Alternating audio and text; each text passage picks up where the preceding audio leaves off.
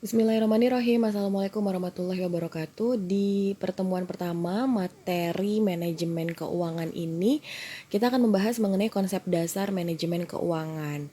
Jadi memang yang namanya perkembangan ilmu manajemen keuangan itu kan dinamis ya. Tentunya ini seiring dengan tinggi aktivitas bisnis dan tata kehidupan manusia di era globalisasi. Dan ini menyebabkan berbagai pembahasan tentang ilmu manajemen keuangan katanya sih menarik nih bagi para manajer, birokrat, atau juga para akademisi gitu. Jadi memang secara keseluruhan ilmu manajemen keuangan ini telah muncul dari suatu studi yang bersifat deskriptif tentang pendekatan pengelolaan operasional perusahaan ke arah konsepsi teoritis korporasi dalam lingkungan yang dinamis dan dalam kondisi yang tidak yang penuh ketidakpastian gitu. Lalu tujuan dan fungsi manajemen keuangan di mana definisi manajemen keuangan dulu deh ya. Ini merupakan penggabungan dari ilmu dan seni yang membahas lalu mengkaji serta menganalisis tentang bagaimana seorang manajer keuangan ini dengan mempergunakan seluruh sumber daya perusahaan untuk mencari dana. Sumber daya perusahaan itu apa saja sih? Mulai dari SDM-nya, mulai dari asetnya, mulai dari operasionalnya gitu kan, mulai dari pelayanannya. Nah, ini semua digunakan untuk mencari dana, mengelola dana, dan membagi dana dengan tujuan mampu memberikan profit atau kemakmuran bagi para pemegang saham dan sustainability atau keberlanjutan usaha bagi perusahaan gitu ya. Jadi manajemen keuangan itu ini kita akan membahas tentang pembahasan, pengkajian, dan analisis bagaimana seorang manajer keuangan dengan menggunakan seluruh sumber daya ini bisa mencari, mengelola, dan membagi dana. Tujuannya itu untuk apa? Untuk memberikan profit atau kemakmuran bagi para pemegang saham gitu ya. Sehingga ruang lingkup manajemen keuangan itu terbagi tiga. Yang pertama adalah bagaimana mencari dana. Yang kedua adalah bagaimana mengelola dana, dan yang ketiga adalah bagaimana membagi dana gitu. Jadi tahap awal tugas seorang manajer keuangan adalah mencari sumber dana yang dapat dimanfaatkan untuk dijadikan sebagai modal perusahaan ya. Secara umum ini bersumber dari modal sendiri atau modal dari pemilik yang disetor seperti saham dan modal asing atau hasil pinjaman ke perbankan, lalu ada juga hasil penjualan saham, utang dagang serta obligasi gitu. Jadi untuk mencari dana tuh paling tidak kita bisa menggunakan modal sendiri atau juga modal asing. Modal asing bisa dari pinjaman, penjualan saham, utang dagang dan juga obligasi. Yang kedua adalah bagaimana mengelola dana. Jadi ini merupakan tahapan di mana manajer keuangan tugasnya ini mengelola dana perusahaan dan kemudian menginvestasikan dana tersebut ke tempat yang dianggap produktif atau menguntungkan. Kalau kita udah dapat dana, kita harus mikir dong gimana caranya dana ini bisa berkembang.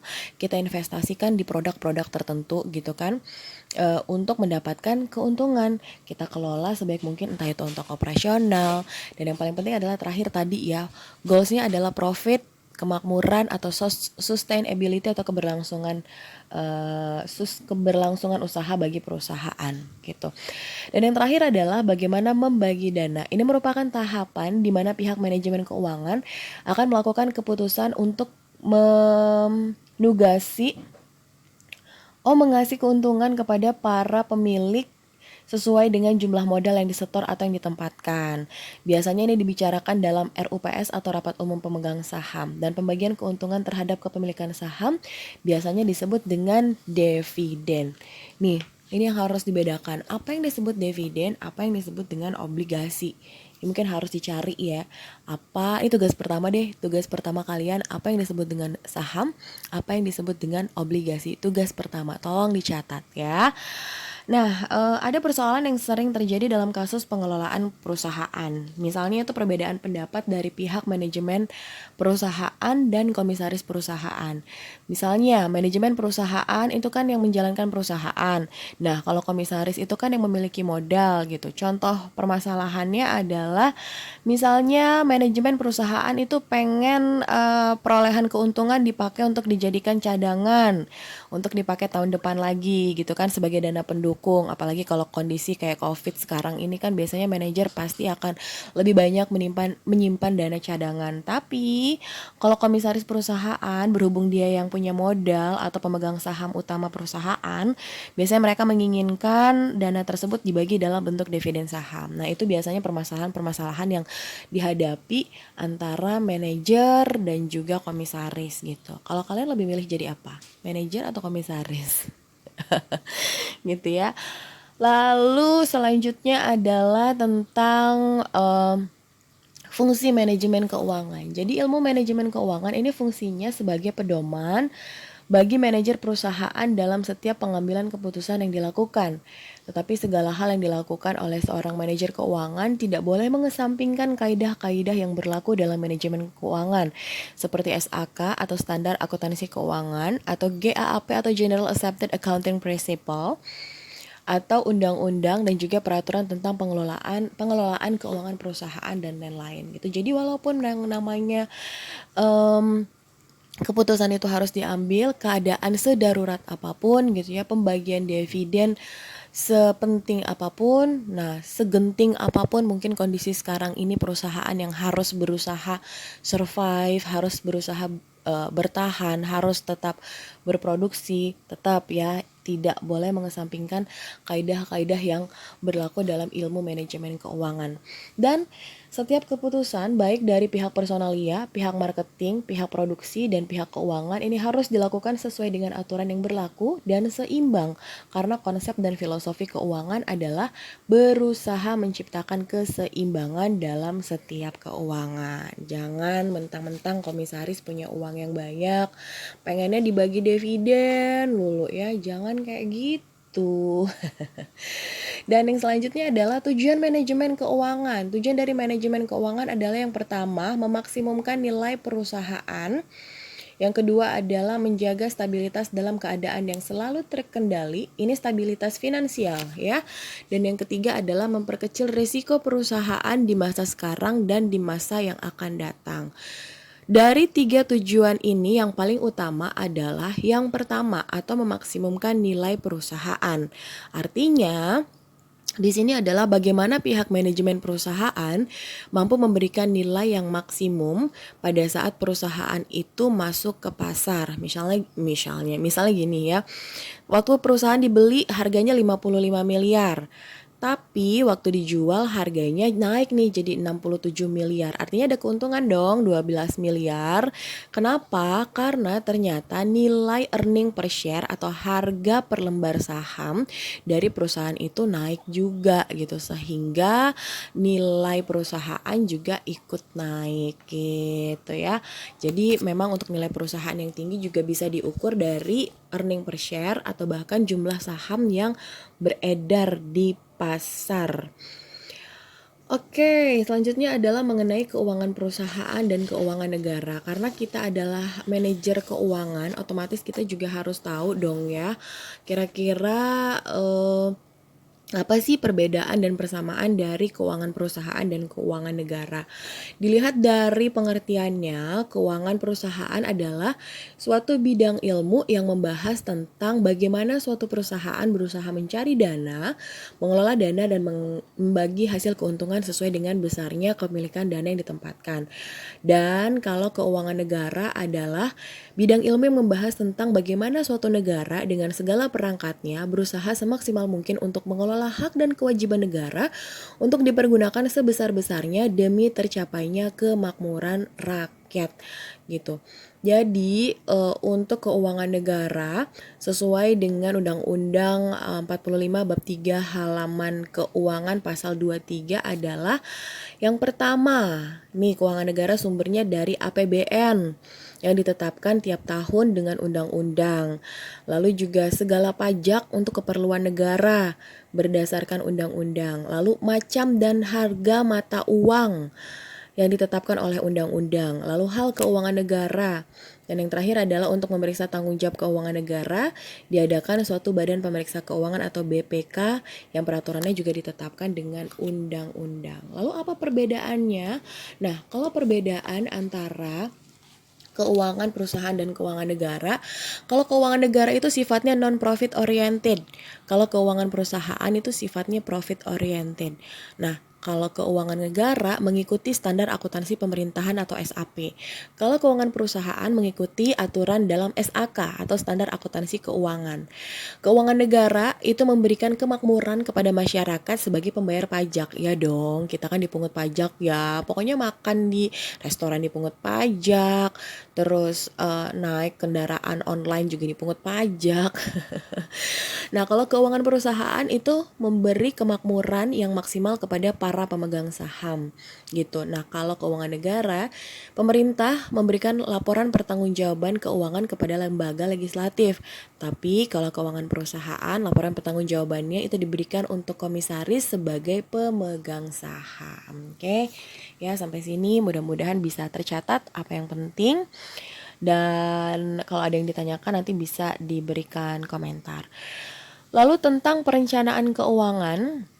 Perencanaan keuangan ini memberikan panduan bagi perubahan dan pertumbuhan yang terjadi di dalam perusahaan yang tujuannya untuk memberikan arah perubahan dan perkembangan perusahaan secara berkelanjutan, baik itu perencanaan jangka panjang atau jangka pendek gitu ya. Jadi kalau jangka panjang itu biasanya 5 tahun atau satu periode. Nah, kalau jangka pendek itu bisa 1 tahun atau 12 bulan aja. Periode jangka panjang menurut Ross dan kawan-kawan ini disebut sebagai cakrawala perencanaan atau planning horizon yang artinya adalah periode waktu jangka panjang yang menjadi fokus perencanaan keuangan biasanya 2 hingga 5 tahun ke depan. Nah, makanya yang namanya penelitian itu kadang-kadang mengambil waktu penelitian selama 5 tahun karena memang 5 tahun ini disebut dengan cakrawala perencanaan atau planning horizon itu sendiri. Dan perencanaan keuangan memberikan panduan bagi perubahan dan pertumbuhan yang terjadi dalam perusahaan gitu ya. Jadi sekali lagi untuk perencanaan keuangan jangka pendek biasanya dibuat dalam jangka waktu 1 tahun. Kalau jangka menengah itu biasanya 1 hingga 5 tahun. Nah, kalau jangka panjang itu di atas 5 tahun atau minimal 5 tahun, 10 tahun, 15 tahun, bahkan ada yang membuatnya sampai dengan 25 hingga 30 tahun.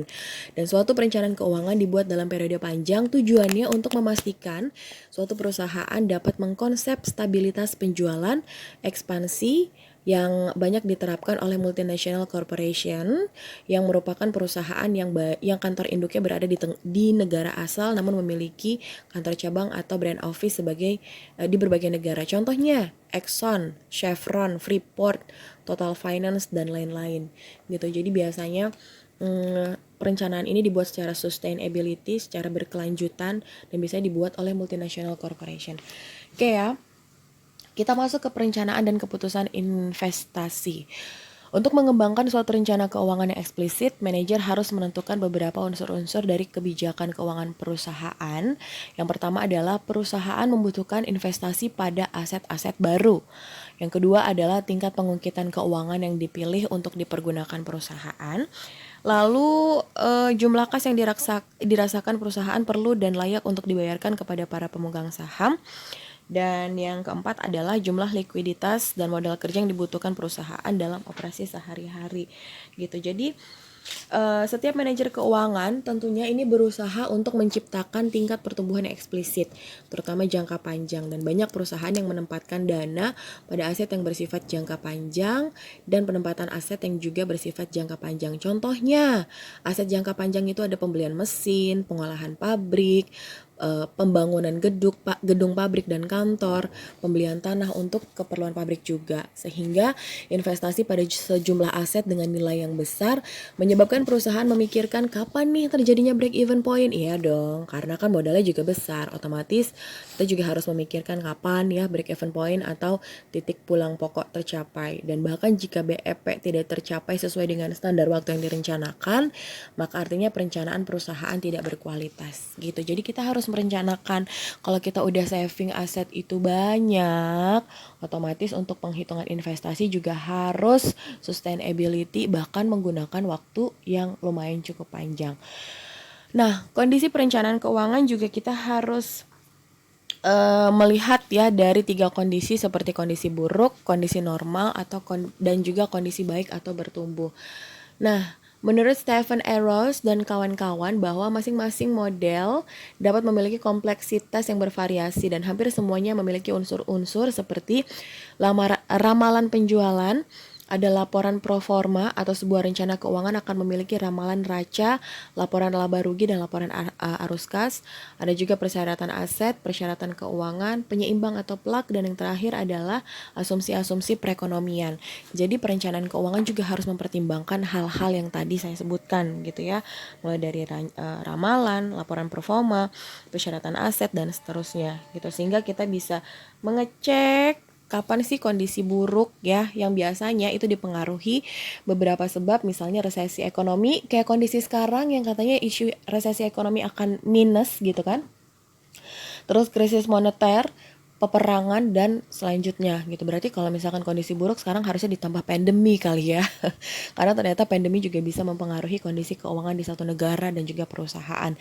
Yang kedua adalah kondisi normal. Ini merupakan kondisi di mana perusahaan menempatkan analisa kehati-hatian yang mendalam jika suatu saat terjadi hal yang buruk.